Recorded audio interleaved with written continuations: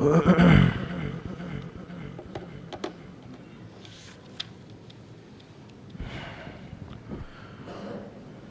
باللہ من الشیطان الرجیم بسم اللہ الرحمن الرحیم قل یا ایہا الناس انما انا لکم نذیر مبین فالذین آمنوا وعملوا الصالحات لهم مغفرة ورزق کریم والذین سعوا فی آیاتنا معاجزین اولئک اصحاب الجحیم۔ صدق اللہ العظیم۔ یہ سورۃ الحج کی آیت نمبر 49، 50 اور 51، یہ 3 آیتیں آپ حضرات کے سامنے پڑھی گئی۔ پچھلی آیات میں یہ بات گزری ہے کہ جو منکرین تھے، مشرکین تھے، نافرمان تھے، اللہ پاک نے فرمایا کہ ان کی آنکھوں کی بینائی تو صحیح ہے لیکن یہ دلوں کے اندھے ہیں۔ ان کے پاس بصارت تو ہے، سر میں جو آنکھیں ہیں اس سے تو ان کو نظر آتا ہے، لیکن بصیرت نہیں ہے ان کے پاس، دل کے اندھے ہو چکے ہیں، دل کے نابینا ہیں۔ اور جب ایک انسان دل کا نابینا ہو جائے، دل سے اندھا ہو جائے، تو پھر یہ اپنی زبان سے کیا کچھ بولتا ہے بعض دفعہ اس کو خود بھی سمجھ نہیں آتا۔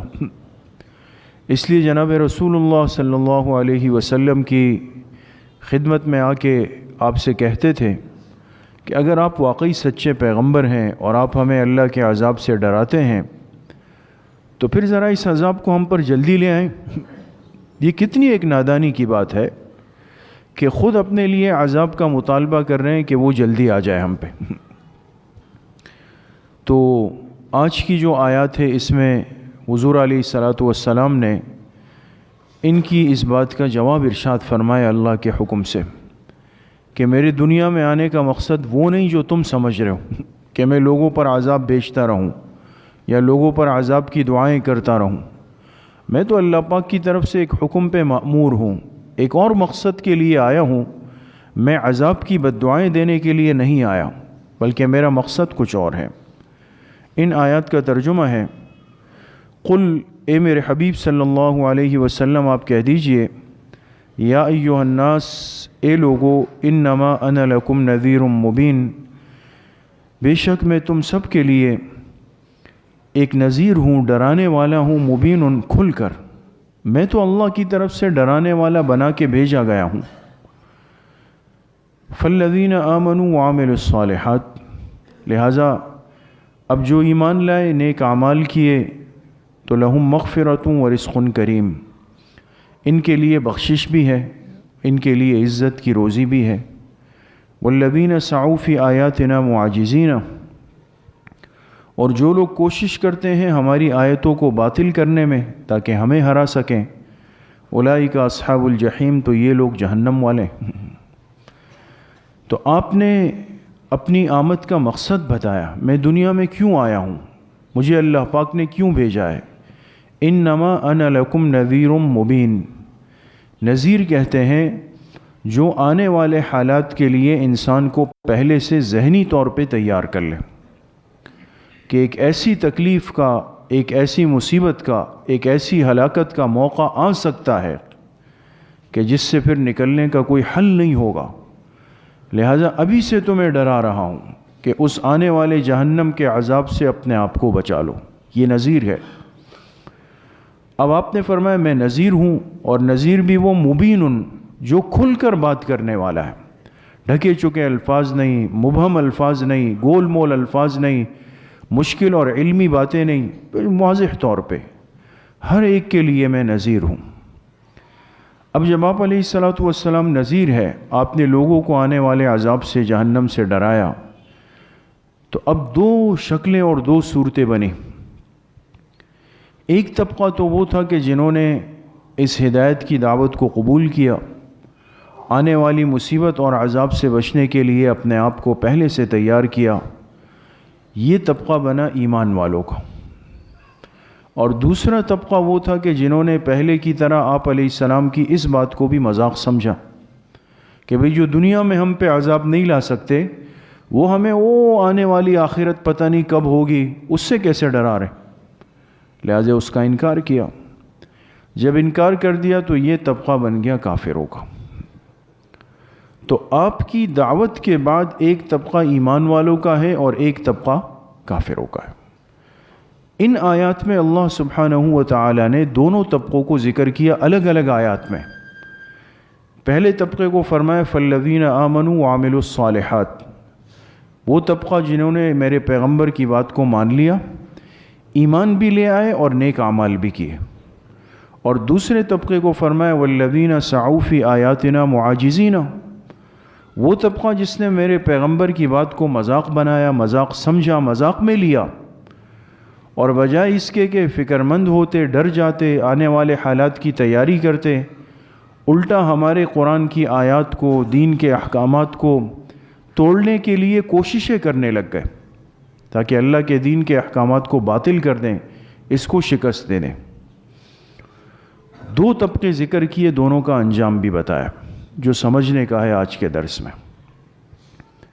فرمایا جو پہلا طبقہ ہے جو ایمان لائے، نیک اعمال کیے، ان کے لیے دو انعامات ہیں، دو انعامات، لہم مغفرۃ و رزق کریم۔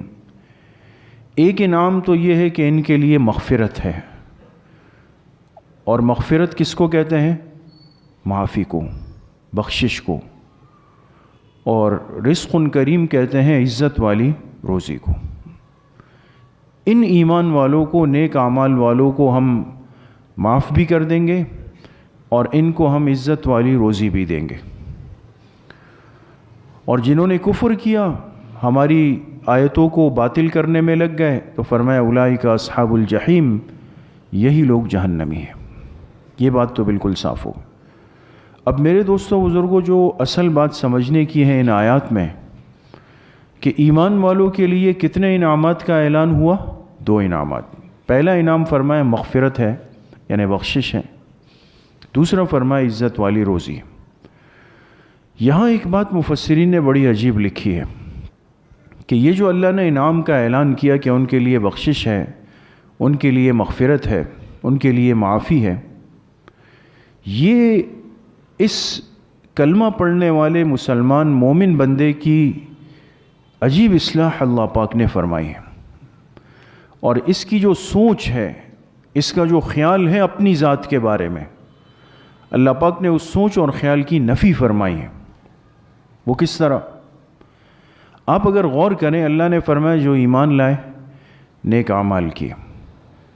ایک آدمی کے پاس ایمان بھی ہو، زندگی بھی اعمال والی ہو، یہ کتنا قیمتی آدمی ہے یا نہیں؟ یہ کتنا قیمتی ہے کہ ایمان بھی ہے اور نیک اعمال بھی ہے۔ لیکن آگے اللہ پاک انعام میں کیا فرما رہے کہ ان کے لیے بخشش ہے، معافی ہے۔ اب آپ بتائیں کہ معافی کس کے لیے ہوتی ہے؟ اس کے لیے جس نے کوئی قصور کیا ہو نا، جس نے جرم کیا ہو، جس نے گناہ کیا ہو، جس نے غلطی کی ہو۔ تو کیا پیچھے مجرموں کا ذکر ہوا یا ایمان والوں کا؟ ایمان والوں کا۔ جو ایمان لائے، اور مومن بھی وہ جو کمزور نہیں، صاحب اعمال ہے، ان کے لیے اللہ فرما رہے کہ ان کو میں معاف کر دوں گا۔ انسان ہے، اس کی تو فطرت کمزور ہے۔ آج تو ہم اپنے تھوڑے سے معمولی اور کمزور سے گنے چنے ہوئے اعمال کو دیکھ کر کتنا اکڑتے ہیں، اور کیا کچھ سوچ کر بیٹھے ہوئے کہ ہمیں یہ بھی ملے گا اور وہ بھی ملے گا، اور میں تو ایک بڑا پکا ٹھکا کھرا آدمی ہوں، میں تو راتوں کو بھی اٹھا ہوں، دنوں میں بھی میں نے اہتمام کیا ہے، مسجد بھی آیا ہوں، تکبیر اولیٰ بھی ضائع ہونے سے بچائی ہے۔ سوچ یہ ہے ہماری۔ اللہ فرما رہے اس طبقے کے لیے میں معافی کر دوں گا۔ تو ذہن انسان کا کہتا ہے کہ اللہ میں نے قصور کیا کیا ہے؟ میں تو مومن تھا، میں تو صاحب اعمال تھا۔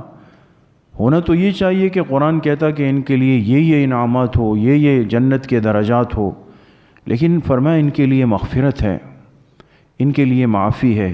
یہ کیسی بات ہوئی؟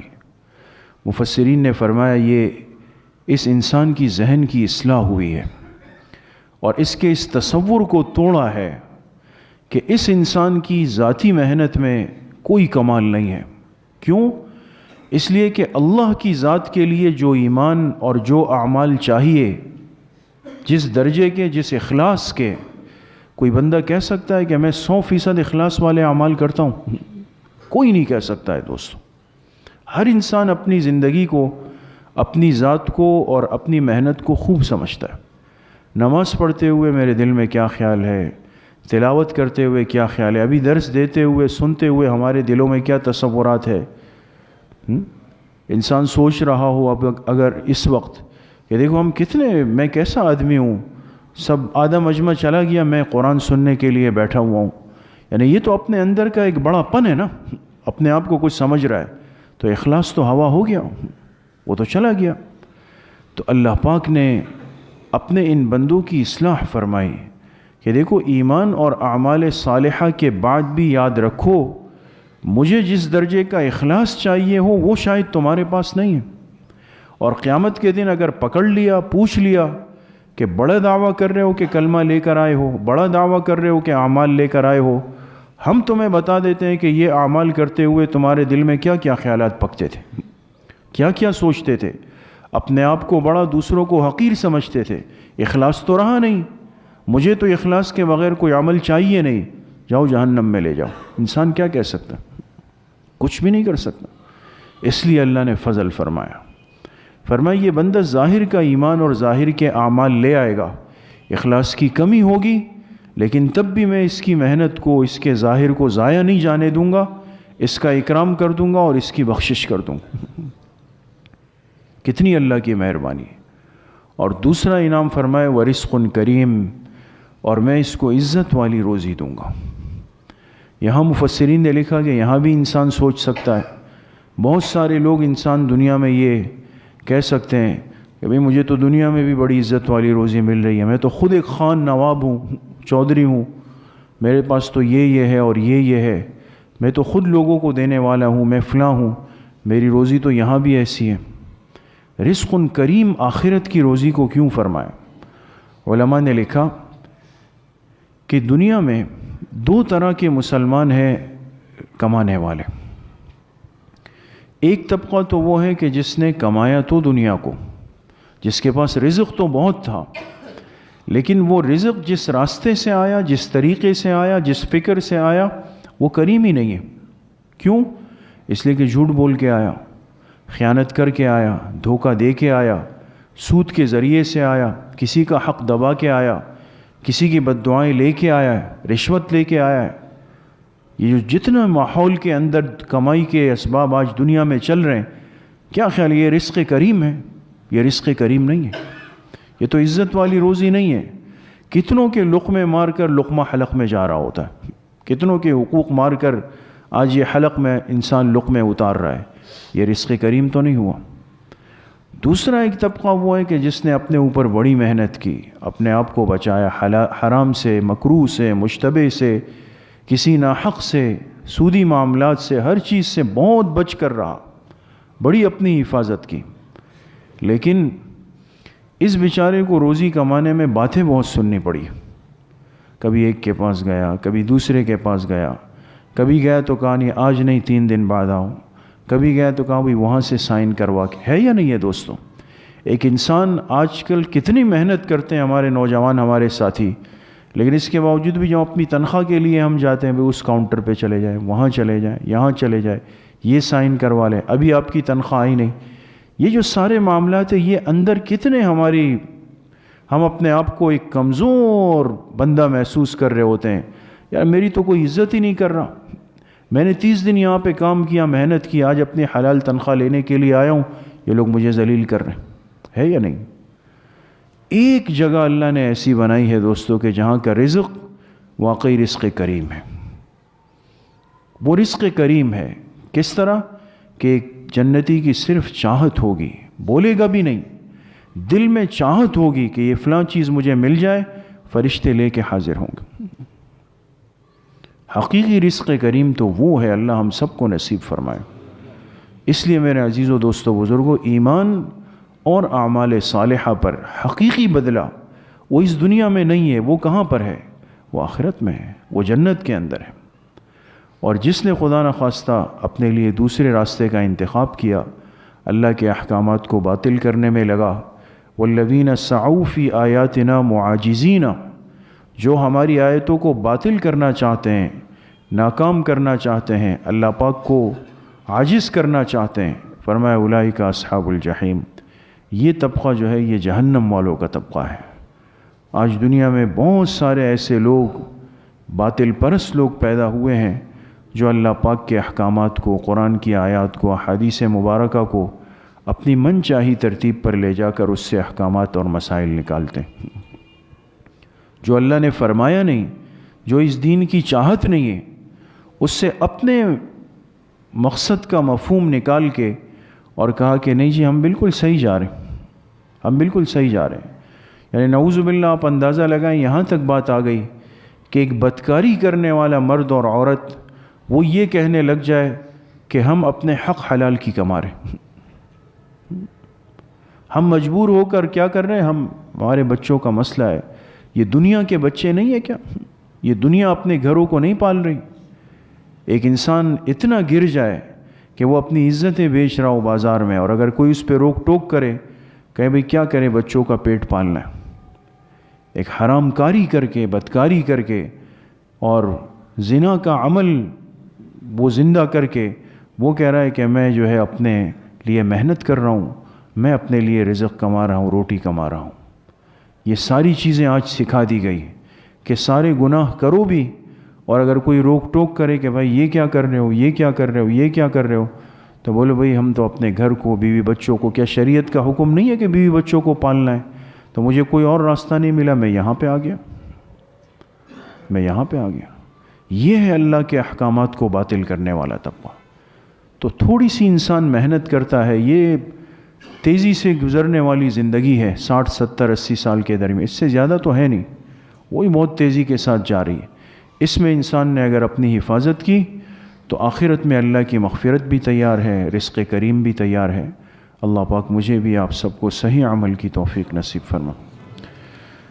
جس طرح ہر ہفتے ہمارے مستورات کی اصلاحی مجلس ہوتی ہے بنات کے مدرسے میں، انشاءاللہ کل بھی 4 بجے سے 4:30 بجے تک بنات کے مدرسے میں مستورات کا بیان ہوگا، اور عصر کے بعد انشاءاللہ مسجد میں بیان اور ذکر کی مجلس ہوگی۔ الحمدللہ رب العالمین والصلاة والسلام علی سید الانبیاء والمرسلین